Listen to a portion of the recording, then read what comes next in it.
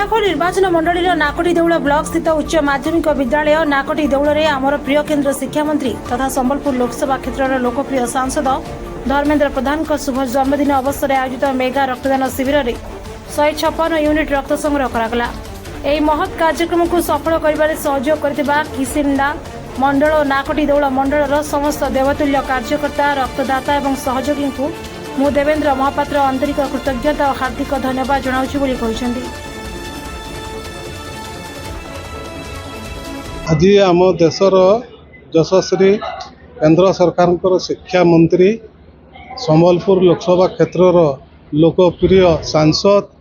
आम समस्त प्रिय नेता सम्मानीय धर्मेन्द्र प्रधान आज जन्मदिन से अवसर रे आज नाकटी देउल ये पवित्र माटी रे रक्तदान शिविर आयोजन होइछे। ये रक्तदान शिविर रे मु इन उपस्थित थिबारु मु निजको गौरवान्वित मन करुचे। बहुत खुशीर कथा जे तांकर जन्मदिन रे आमर ये ब्लॉक रो समस्त भारतीय जनता पार्टी रो कार्यकर्ता माने एंते गिरी बेसी रु बेसी रक्त संग्रह हो पारबा सेतिप्रति समस्ते काम करुचन।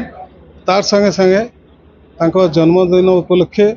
आज रेढ़ाखोल विधानसभा आमर जन 8टा मंडल अच्छे 8टा मंडल रे किछि ना किछि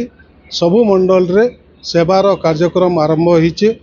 केन सफाई रो कार्यक्रम केन आमर वृक्षरोपण रो कार्यक्रम होउछे केन हॉस्पिटल रे फल बंटन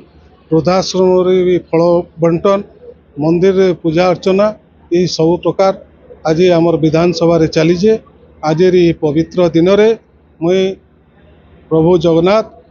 माँ समलेश्वरी ठारे प्रार्थना करुचे आमर प्रिय नेता धर्मेन्द्र प्रधान